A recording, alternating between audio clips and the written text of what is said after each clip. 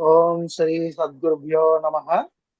29/7/2025 the commentaries on living అనే part 2 by జడ్డి Krishnamurthy గారు రచించిన ద పర్పస్ ఆఫ్ లైఫ్ అనే టాపిక్ మీద శ్రీ లక్ష్మీ మేడం గారు సంభాషణ చేసి వివరణ చేస్తారు. ఓకే అండి. పర్పస్ ఆఫ్ లైఫ్ అంటే జీవితం యొక్క లక్ష్యం.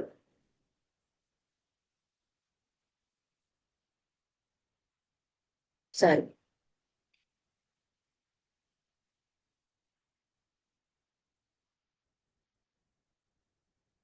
లెన్స్ తేలేదు.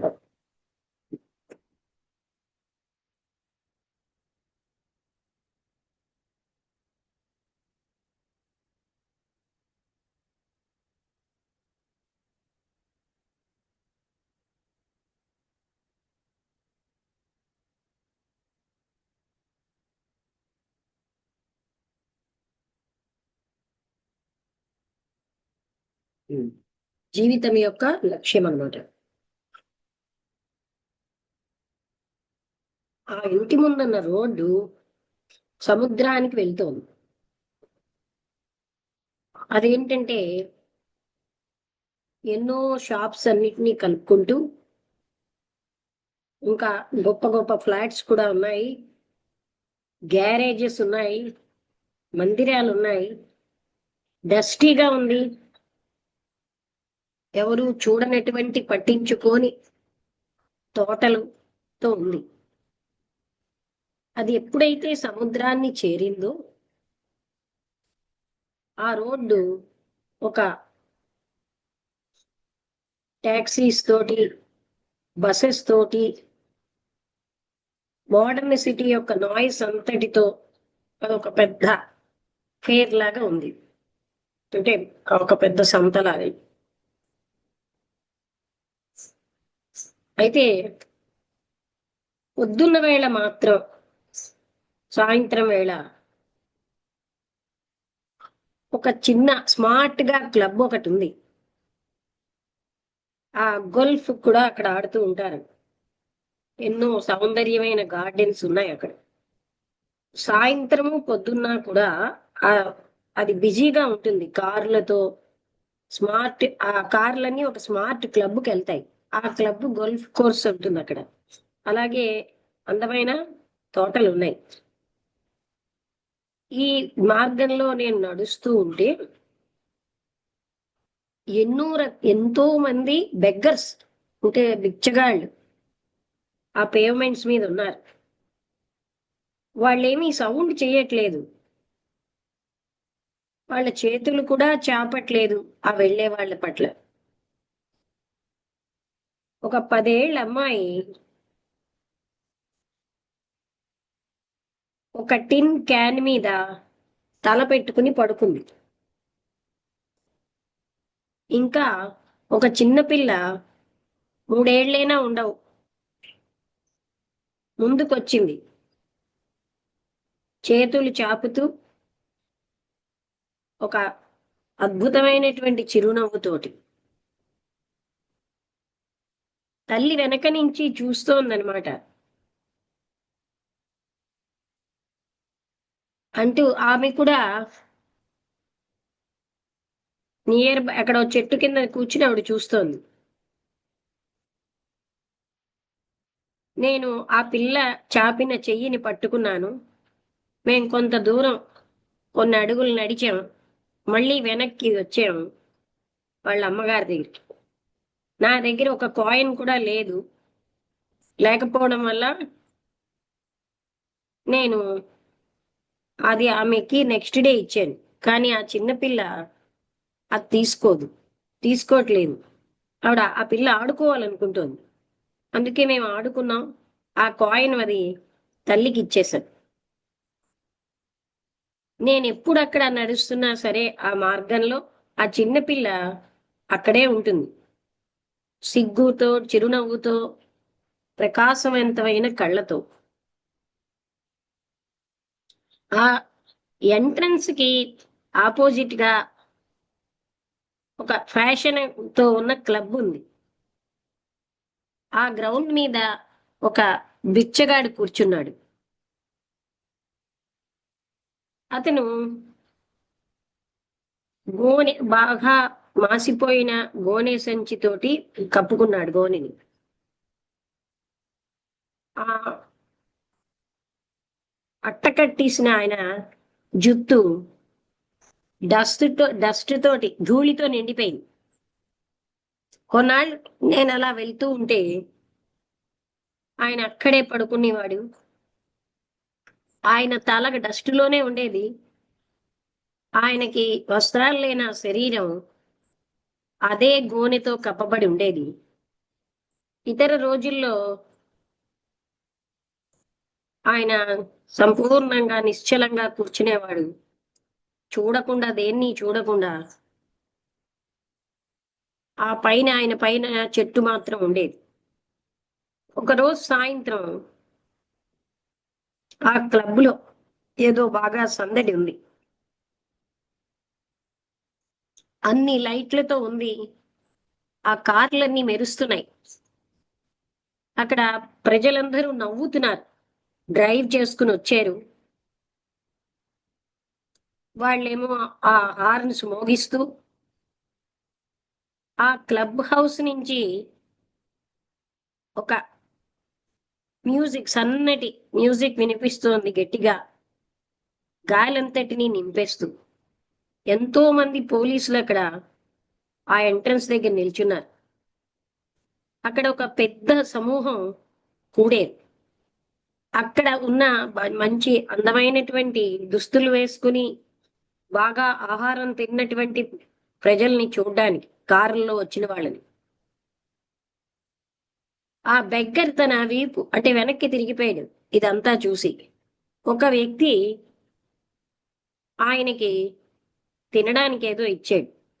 ఇంకొక ఆయన ఒక సిగరెట్. కానీ ఆయన సైలెంట్ గా ఇద్దరినీ కూడా తిరస్కరించాడు, ఏమీ కదలిక లేకుండా. ఆయన నెమ్మదిగా చనిపోతున్నాడు రోజు రోజుకి. అలాగే ప్రజలు అక్కడి నుంచి వెళ్ళిపోతూనే ఉన్నారు. ఇంతవరకు అర్థమైంది కదండి. ఆయన ఒక యంగ్ మ్యాన్ అంటే యువకుడు. దేశానికి ఇంకో వైపు నుంచి వచ్చాడు. చాలా బడలికతో కూడిన ప్రయాణం. ఆయన ఒక ప్రతిజ్ఞ తీసుకున్నాడు ఏంటంటే తాను వివాహం చేసుకోనని. ఎంతవరకు అంటే జీవితం యొక్క అర్థము లక్ష్యము తెలిసే వరకు. చాలా నిశ్చయంగా, అంటే అగ్రెసివ్ గా ఆయన ఒక ఆఫీసులో పనిచేస్తున్నాడు. అక్కడి నుంచి సెలవు తీసుకుని కొంతకాలం సెలవు తీసుకున్నాడు అనమాట. దీనికి ఆన్సర్ తెలుసుకోవడానికి ఆయన వెతుకులాటకి. ఆయన ఒక బిజీగా వాదనలతో ఉన్న మనసుతో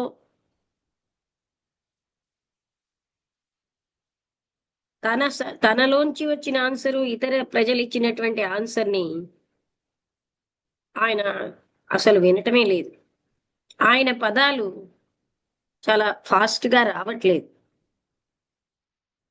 ఆయన అంతు లేకుండా వేదాంతులు ఏంటేంటి చెప్పారు, గురువులు ఏం చెప్పారు, ఈ లక్ష్యం విషయంలో, జీవిత లక్ష్యం విషయంలో అన్నది కోట్ చేస్తున్నాడు. ఆయన చాలా బాధపడుతున్నాడు, లోతైన ఆతురతతో ఉన్నాడు. జీవితం యొక్క పర్పస్ ఏమిటో తెలియకుండా ఈ ఉనికి అర్థము లేదు. నా పని అంతా కూడా వినాశనకరంగా ఉంది. నేను ఏదో కొంత ఆర్జిస్తున్నాను నా జీవితం నేను పోషించుకోవడానికి. నేను బాధపడుతున్నాను, నాకు మృత్యు వెయిట్ చేస్తుంది. ఇదే జీవిత విధానం. కానీ జీవితం యొక్క లక్ష్యం ఏమిటి అసలు నాకైతే తెలియట్లేదు. నేను ఎంతో మంది జ్ఞానుల దగ్గరికి వెళ్ళాను, చదువుకున్న వాళ్ళ దగ్గరికి వెళ్ళాను, రకరకాలైనటువంటి గురువుల దగ్గరికి వెళ్ళాను. కొంతమంది ఒకటి చెప్తే కొందరు ఇంకోటి చెప్పారు. మీరేం చెప్తారు అని అడిగారు. అంటే ఒక్కొక్కళ్ళు ఒక్కొక్క ఆన్సర్ ఇచ్చారు, మీరేం చెప్తారని అడుగుతున్నారు.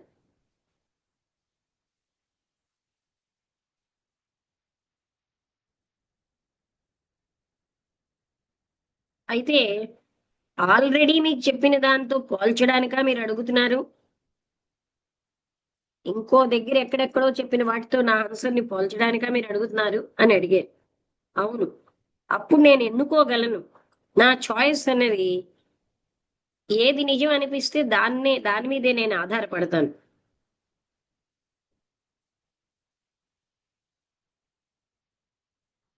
మీరు ఏది సత్యమో తెలుసుకోవడం అన్నది వ్యక్తిగతమైన అభిప్రాయం మీద ఆధారపడి ఉంటుంది, మీ చాయిస్ మీద ఆధారపడి ఉంటుంది అనుకుంటున్నారా? చాయిస్ ద్వారా ఏది నిజమో మీరు తెలుసుకోగలరా?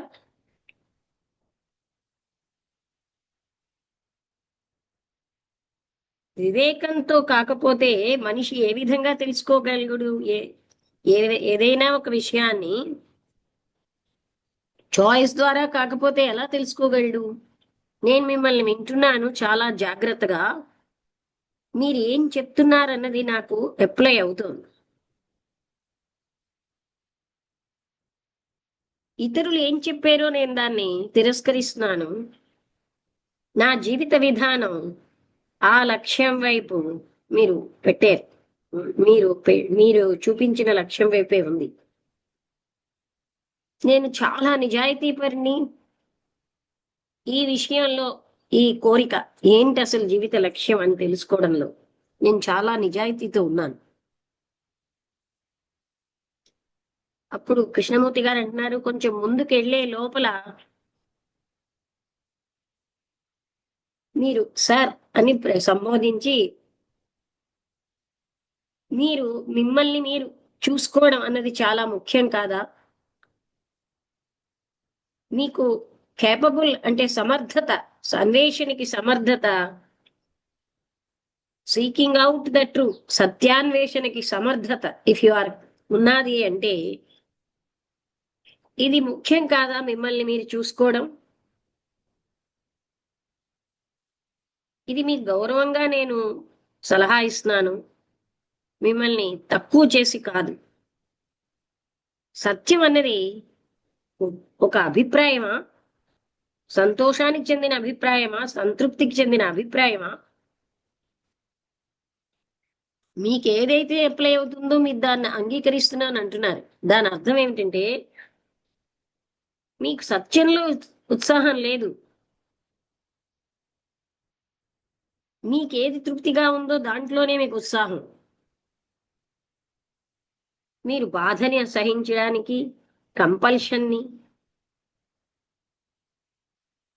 అవన్నిటినీ ఏదైతే ఆనందదాయకంగా ఫలితం ఉందో దానికోసం మీరు సహిస్తున్నారు. మీరు సంతోషాన్ని వెతుకుతున్నారు, సత్యాన్ని కాదు. మీ ఇష్టాయిష్టాలకు వ్యతిరేకంగా అతీతంగా ఉండేదే సత్యం. నమ్రత అన్నది ఈ అన్వేషణలో ప్రారంభంలోనే ఉండాలి. అందుకే నేను మీ దగ్గరికి వచ్చాను. నేను నిజంగానే అన్వేషిస్తున్నాను.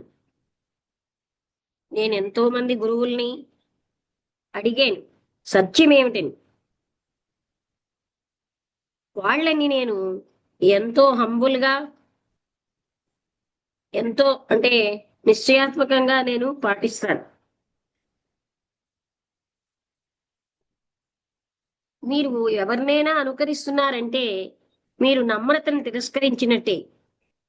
మీరు ఎందుకు ఫాలో అవుతారు అంటే మీరు జయప్రదం అవ్వాలన్న కోరికతో ఉన్నారు, ఏదో ఒకటి పొందాలని ఉన్నారు.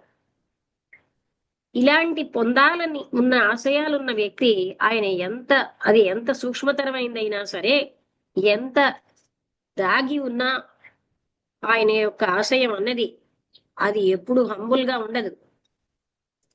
అథారిటీని వెతకడం అన్నది అదే ఒక గైడ్గా తీసుకోవడం అన్నది మన అంతర్దృష్టిని వినాశనం చేస్తోంది, అవగాహనని వినాశనం చేస్తోంది.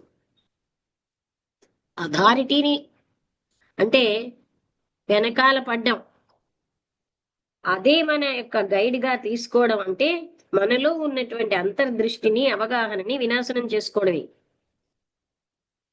ఒక ఆదర్శాన్ని వెతకడం అనేది నమ్రత లేకుండా చేస్తుంది. ఆదర్శం అన్నది తన్ని తాను ఎక్కువ చేసుకోవడమే, తన అహంకారాన్ని.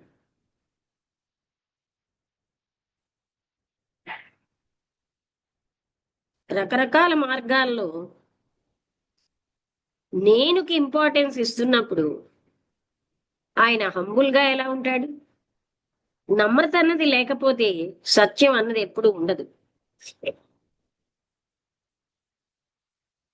కానీ నేను ఇక్కడికి రావడంలో నా సంపూర్ణమైన ఉద్దేశం ఏంటంటే, సత్యం ఏమిటి, జీవితం యొక్క లక్ష్యం ఏమిటి, నిజంగా జీవితం యొక్క నిజమైన లక్ష్యం ఏమిటని తెలుసుకోవడానికే వచ్చాను అన్నారు.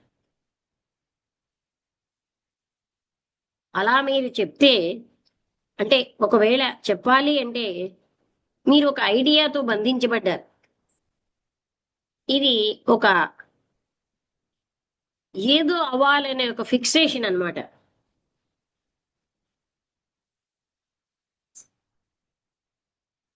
ఇదే మీరు నిరంతరాయంగా కాన్స్టెంట్ గా వాచ్ఫుల్ గా ఉండాలి. జీవితం యొక్క నిజమైన పర్పస్ ని తెలుసుకోవాలనుకోవడం, మీరు ఎంతో మంది వేదాంతుల్ని చదివారు, ఎందరో గురువుల్ని అన్వేషించారు. కొంతమంది ఇది చెప్తే కొంతమంది అది చెప్తారు. మీకు సత్యం తెలుసుకోవాలంది. వాళ్ళు చెప్పిన దాంట్లో ఉన్న సత్యం మీకు తెలుసుకోవాలనుకుంటున్నారా, లేకపోతే మీ యొక్క ఎంక్వైరీలోంచి వచ్చిన సత్యం తెలుసుకోవాలనుకుంటున్నారా?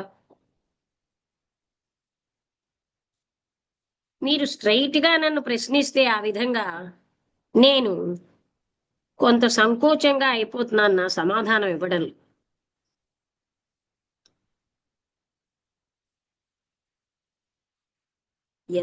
కొంతమంది ప్రజలున్నారు నాకంటే ఎక్కువగా అధ్యయనం చేసి అనుభవించిన వాళ్ళు. ఇది అర్ధరహితమైనటువంటి మోసం అన్నమాట నా భాగంలో. వాళ్ళు చెప్పేదేది నేను పట్టించుకోకపోవడం అంటే నేను ఒక రకమైన మోసపూరితంగానే ఉన్నాను. అందువలన ఇది నాకు జీవితం యొక్క లక్ష్యాన్ని నాకు తెలియజేయొచ్చు, అవి వాళ్ళు చెప్పినవన్నీ. కానీ ప్రతి ఒక్కరూ కూడా తన అనుభవంలోంచి, తన అవగాహనలోంచే మాట్లాడారు. ఒక్కొక్కప్పుడు ఒకరినొకరు వ్యతిరేకించుకునేవారు. మార్క్సిస్ట్ ఏం చెప్తే ఒకటి చెప్తారు, మతపరమైన ప్రజలు ఇంకొకటి చెప్తున్నారు. ఇది పూర్తిగా వ్యతిరేకం. దయచేసి నాకు సహాయం చేయండి ఇందులో ఉన్న సత్యాన్ని తెలుసుకోవడానికి.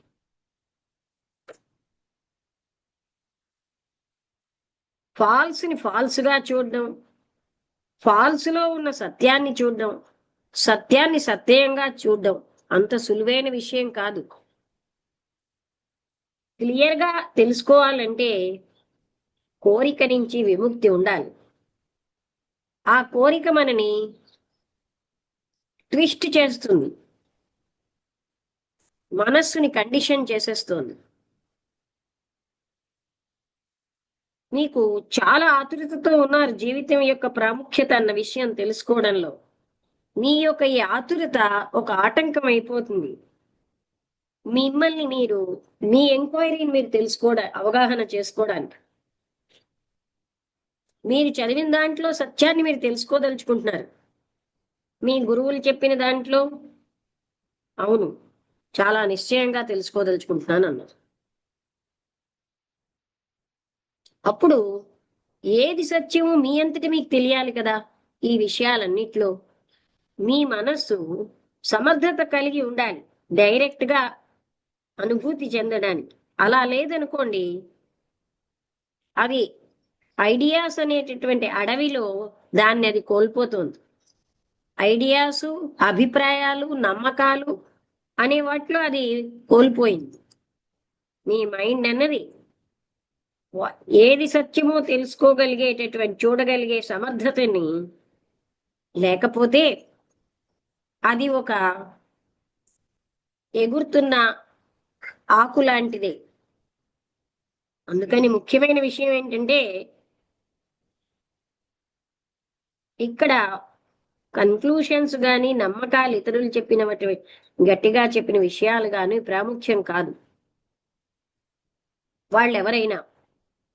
కానీ మీకోసం మీకు అంతర్దృష్టి రావాలి అంటే ఏది సత్యమో మీకు అంతర్దృష్టితో మీరు చూడాలి. అది అవసరం కాదా? అవును, అవసరమే. కానీ నాకు ఆ అంతర్దృష్టి అనే బహుమతి ఎలా వస్తుంది?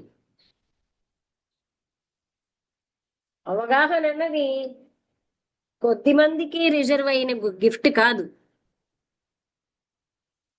ఎవరైతే నిజాయితీతో తన్ని తాను తెలుసుకోదలుచుకుంటున్నారో వాళ్ళందరికీ ఉంటుంది, వస్తుంది. ఈ పోలిక అన్నది అవగాహనని తీసుకురాదు. పోలిక అనేది మరొక రకమైనటువంటి డిస్ట్రాక్షన్, అంటే ఇటు అటు మన్ని విచలితం చేసే. అలాగే జడ్జిమెంట్ అంటే అక్కడి నుంచి దాటినవి. సత్యం కావాలి అంటే మైండ్ అన్నది ఏ రకమైన పోలిక లేకుండా ఉండాలి, ఏ రకంగానూ ఇది మంచి ఇది చెడ్డ అని వాల్యుయేషన్ లేకుండా ఉండాలి. ఎప్పుడైతే మనస్సు ఇలాగా పోలుస్తోందో, ఇలా ఇవాల్యుయేట్ అంటే లెక్కలు కడుతోందో, అది క్వైట్ మైండ్ కాదు, అంటే ప్రశాంతమైన మనస్సు కాదు. అది ఎప్పుడు వేటితోటో ఆవరించబడే ఉంది. ఎప్పుడు ఆవరించబడిన మనస్సు అన్నది సామాన్యంగా సహజంగా క్లియర్ గా ఉన్న అవగాహనకి అది అసమర్థంగా ఉంటుంది.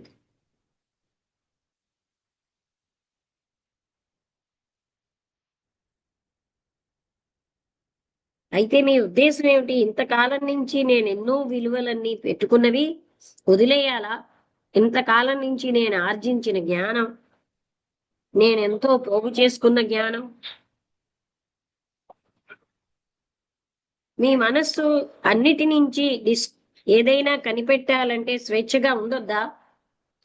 ఈ జ్ఞానము, మీరు పోగు చేసుకున్న ఈ ఇన్ఫర్మేషను, ఇవన్నీ కూడా మీ అనుభూతులు, మీవి ఇతరుల అనుభవాలు, ఇవన్నీ మీరు పోగు చేసుకున్న జ్ఞాపకం అన్న పేరుతో ఉన్న బడ్డెనే. అవన్నీ మీకు స్వేచ్ఛనిస్తాయా? ఎంతకాలం అయితే ఇది మంచిది ఇది కాదు అన్న సెన్సార్ అన్నవాడు ఉంటూ ఉంటాడో, జడ్జి చేస్తాడో, ఎంతకాలం అయితే ఖండిస్తారో పోలుస్తారో, అక్కడ స్వేచ్ఛ ఉంటుందా? మనస్సు ఎప్పుడూ క్వైట్ గా ఉండదు. అది ఎప్పుడు ఏదో పొందుతూ లెక్కలు కడుతూనే ఉంటుంది. సత్యం ఉండాలి అంటే మనస్సు నిశ్చలంగా ఉండొద్దా?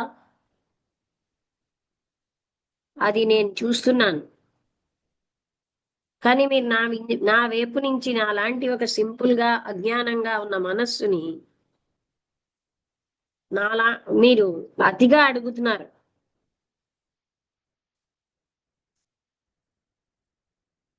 అంటే అప్పుడు మీరు సింపుల్ గా అజ్ఞానంతో ఉన్నారా? నిజంగా మీరు అలా ఉంటే నిజమైన ఎంక్వైరీ చేయడానికి మీరు చాలా హ్యాపీగా ఉంటారు. కానీ దురదృష్టవశాత్తు మీరు అలా లేరు. జ్ఞానము సత్యము అన్నవి ఎవరైతే నేను అజ్ఞానిని, నాకేమీ తెలియదు అంటారో వాళ్ళకే ఉంటాయి. సింపుల్ గా అమాయకంగా జ్ఞానంతో బద్దెనవ్వకుండా ఉన్నవాళ్లే ఆ కాంతిని చూడగలరు. ఎందుకంటే వాళ్ళు హంబుల్ గా ఉన్నారు. నాకు ఒకే ఒక విషయం కావాలి, జీవితం యొక్క నిజమైన పర్పస్. కానీ మీరు దానికి అతీతమైనవన్నీ నా మీద కురిపిస్తున్నారు. సింపుల్ పదాల్లో నిజమైనటువంటి గుర్తింపు ఏమిటి? జీవితానికి ప్రాముఖ్యత చెప్పగలరా? మీరు దూరంగా వెళ్ళాలంటే దగ్గర నుంచే మొదలెట్టాలి. మీరు దగ్గరగా ఉన్నది చూడకుండా మీరు ఎంతో అతీతమైన గొప్పది పొందేద్దాం అనుకుంటున్నారు. మీకు జీవితం యొక్క ప్రాముఖ్యత తెలుసుకోవాలని ఉంది. జీవితానికి ఆది అంతం లేవు. అదే మృత్యువు, అదే జీవితం. ఇది ఆకుపచ్చటి ఆకు లాంటిది. అలాగే ఎండుటాకు లాంటిది కూడా, గాలితో కొట్టుకుపోయే ఎండుటాకు లాంటిది కూడా.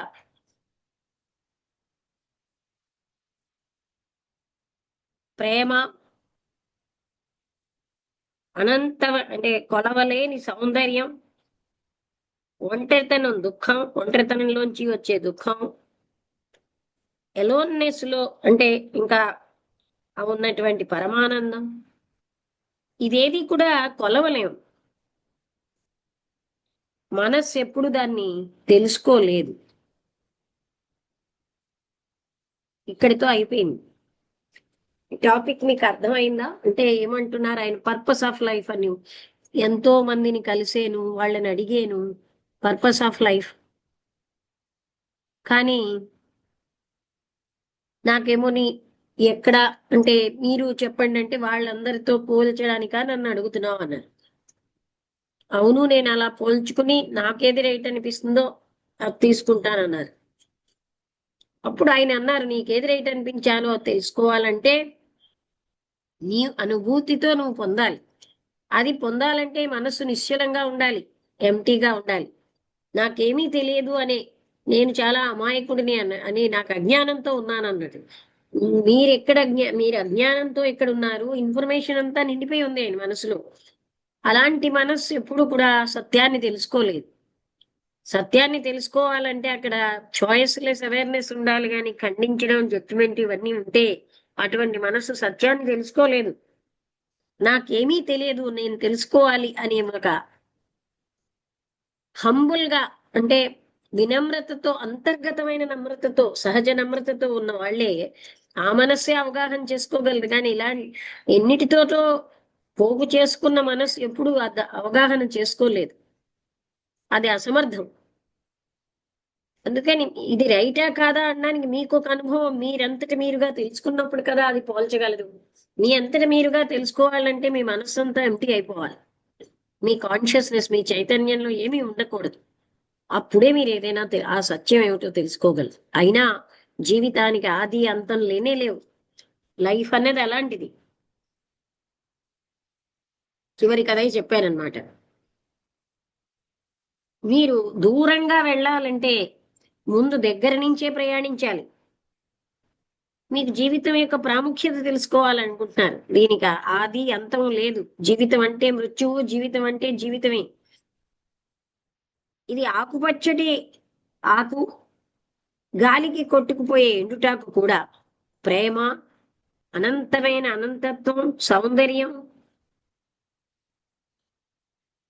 ఒంటరితనంలో ఉన్న దుఃఖం, ఏకాంతంలో ఉన్న పరమానందం, దీన్ని మీరు కొలవలేరు. మనస్సు ఎప్పుడు కూడా కొత్తది కనిపెట్టలేదు. ఇక్కడితో అయిపోయింది. అంటే మనస్సుతో పట్టుకోవాలంటే దొరికేది కాదు. ఎవరు చెప్తారు? రాజేష్, మీకు అర్థమైందా? రాశారా? నమస్తే అండి, అర్థమైందండి. నమస్తే. అందరికీ నమస్తే అండి. ఉమ్. జీవితం యొక్క లక్ష్యం, లైఫ్ పర్పస్. ఉమ్. జీవితం యొక్క లక్ష్యం ఏమిటి అని తెలుసుకోవడానికి ఎందరందరి దగ్గరకో వెళ్తూ వాళ్ళు చెప్తున్న ఇన్ఫర్మేషన్, వీళ్ళు చెప్తున్న ఇన్ఫర్మేషన్ అంతాను మేము పోల్చుకోవడం, వాటిని ఖండించడం, వాటిలో ఏది బాగుంటే అదే తీసుకోవడం చేస్తున్నాం. అక్కడ లైఫ్ అంటే తీసుకుంటున్న ఇన్ఫర్మేషన్ ఫిల్ అయిపోతుంది. ఎంటీ మైండ్ లేదు. నాకు తెలుసు అనే అహంకారపు అజ్ఞానంతో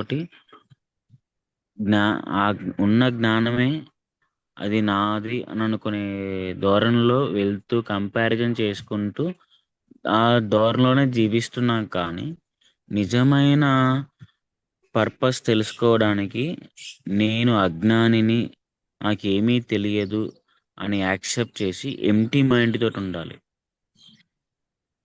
ఈ పోల్చుకోవడం మనసుతోటి ఖండించడం, మళ్ళీ ఆలోచనలు, ఐడియాలు అన్నీ పెట్టేసుకుంటే ఎప్పటికీ దీని ద్వారా స్వేచ్ఛ ఉండదు.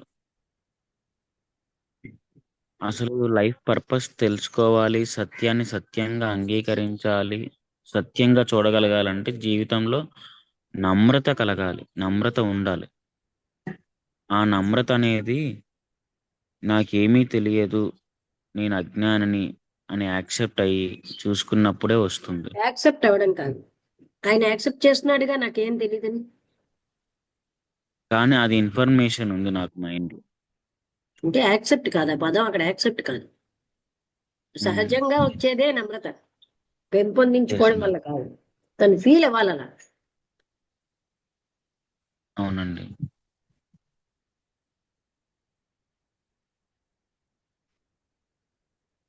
ఆయన థ్యాంక్ యూ చెప్పాడు కదా, మేడం. ఆయన అజ్ఞానిని అన్నాడు కదా, కానీ ఆయన ఎస్. ఆయన యాక్సెప్ట్ చేసాడు, కానీ అది లాభం లేదు, అలాంటిది కాదు. అక్కడ స్పష్టమైన భావన, ఫీలింగ్ రావాలి. అలాంటి మనస్సుతోటే ఆ చాయిస్లెస్ అవేర్నెస్ అంటే ఏంటి, ఖండించడం లేకుండా అప్పుడే ఆ సత్యం అనేది. అయితే అలా కాదండి, జీవితానికి పర్పస్ చెప్పండి అని మళ్ళీ అడుగుతున్నారు. అంటే ఒక నాంది లేదు, అంతము లేదు. జీవితం అంటే జీవము మృత్యువు రెండు అని చివరికి చెప్పారు. ఆ సత్యాన్ని ఎవరంతటి వాళ్ళే ఇలా ఇన్ఫర్మేషన్ అక్యుములేషన్ లేని మనస్సుతోటే తెలుసుకోగలం. అంటే అది అక్కడ సత్యం ఉంటుంది, అక్కడ అది అన్ని పోతే. జీవితం అంటే ప్రేమ, అనంతత్వమైన సౌందర్యం, ఒంటరితనంలో ఉన్న దుఃఖం, ఏకాంతంలో ఉన్న పరమానందం.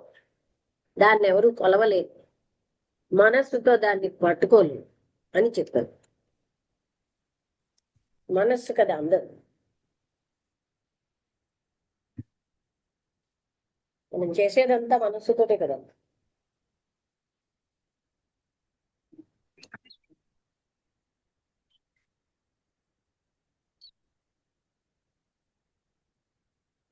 మిగతా వాళ్ళు ఎవరికైనా అర్థమైందా? రమగారు ఏమైనా చెప్తారా?